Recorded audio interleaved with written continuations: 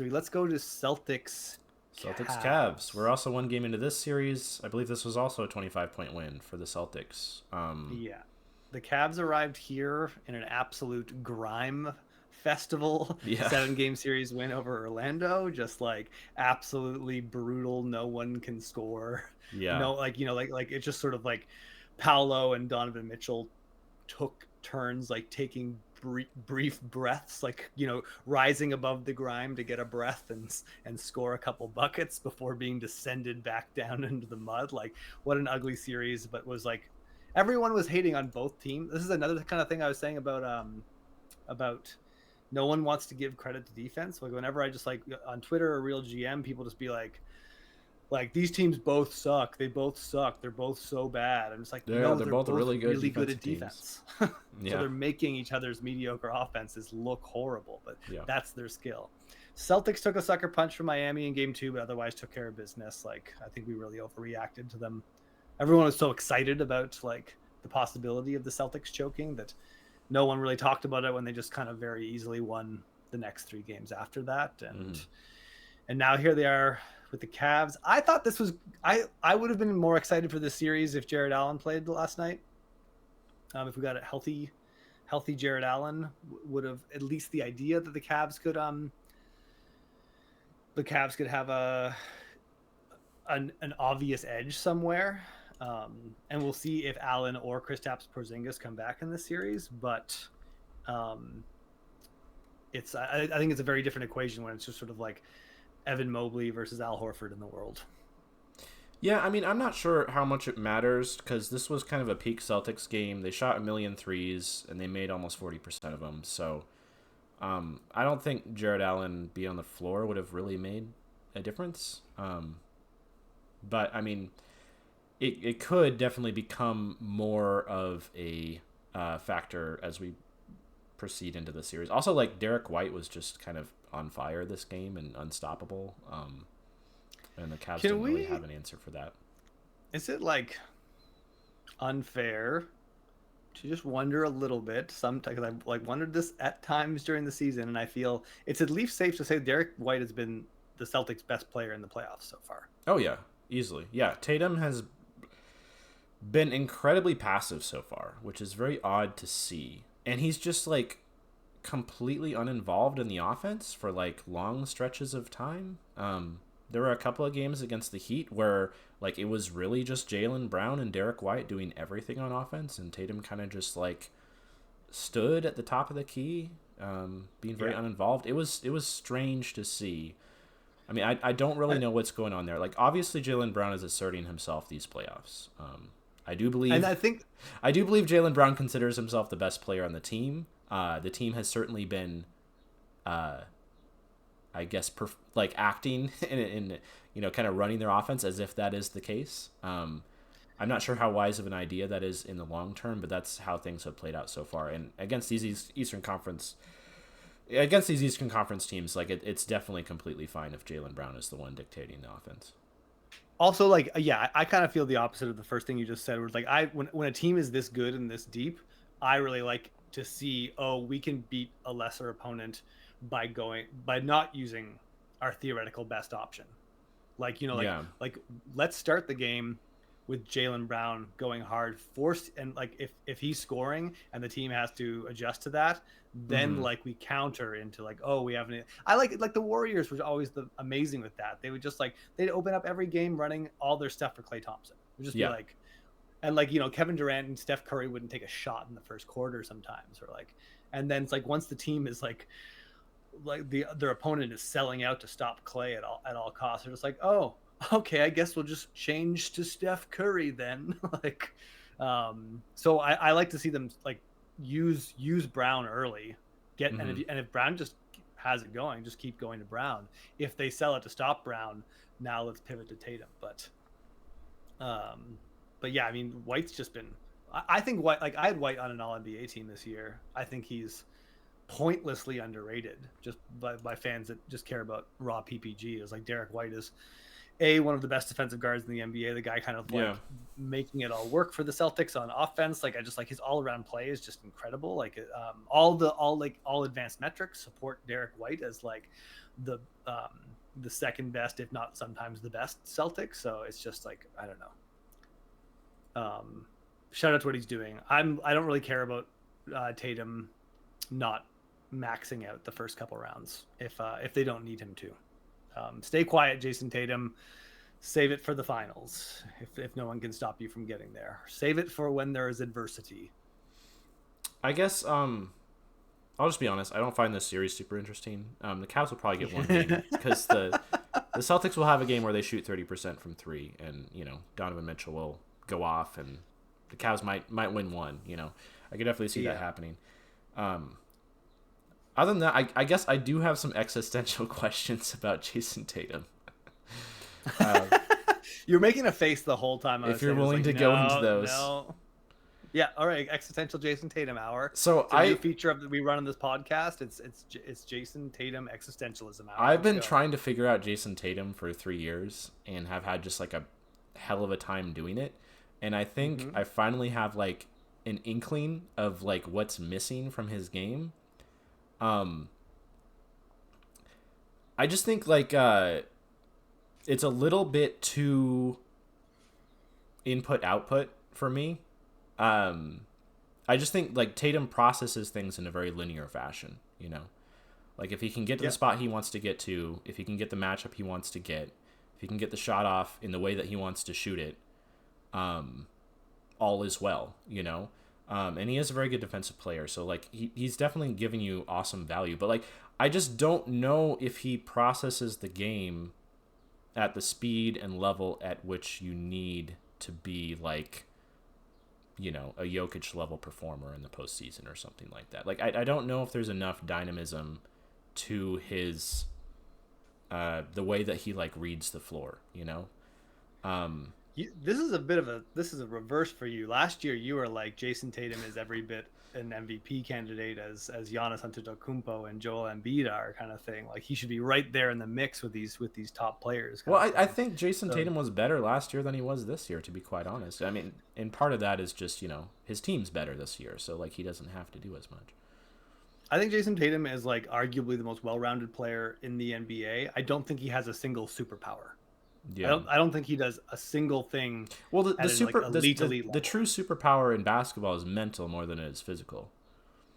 But that would that would manifest as something, right? I was just like because I do Jokic his playmaking is a superpower. Like Luka, his playmaking is a superpower. There's no question that he doesn't have that. But then even getting into the scoring tool bag, like with Shea and Luka, the rim pressure is the ability to get into the paint and score and really threaten the rim and collapse defense is a superpower. Tatum doesn't have that. With Steph Curry, like the shooting is a superpower. Tatum's like he's a fine shooter. He's not like defensively.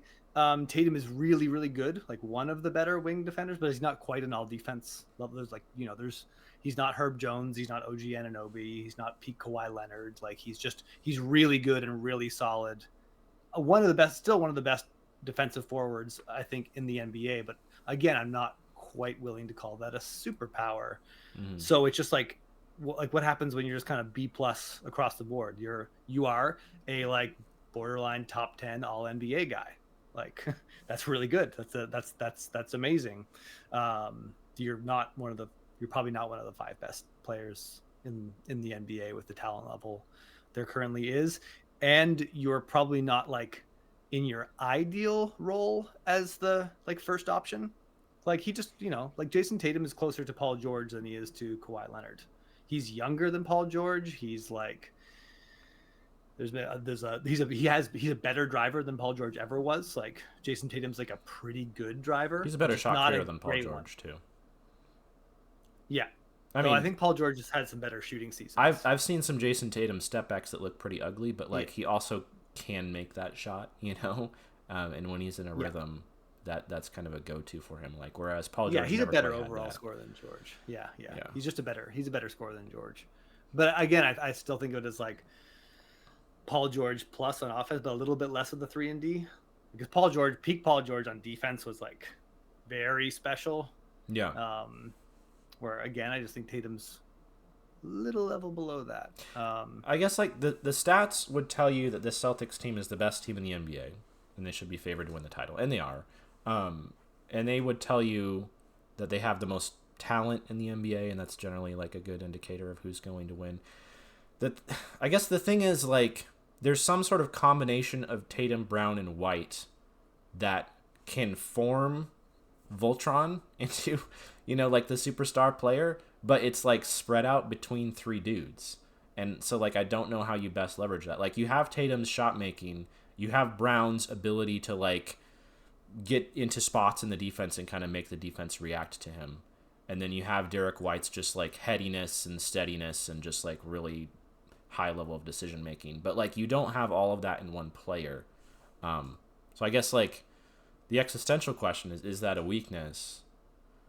I don't know. Like, or can you have like kind of a three-headed monster as your best player rather than having a guy? They're the most solid and consistent team in the NBA. Their absolute best stuff is basically hitting a ton of threes. Yeah. So they're vulnerable to other really good teams, I think, because I do see like when you think of like the Thunder playing their best, the Nuggets playing their best, the Wolves doing what they do with the best, like I think of that as like, well, that's world ending. That is impossible to deal with if you let that team play their game. Where the Boston's best thing is still a little bit more volatile because like they like the shooting could absolutely just be there and blow you out, or it's a rough shooting night and they're a little bit lost in the weeds trying to figure it out. So I think of the like offensively over the course of regular season, there's a reason why they're the number one offensive rated team, but I just think in high leverage moments, like the best of what they do falls a little bit short of what OKC and Denver do, for example.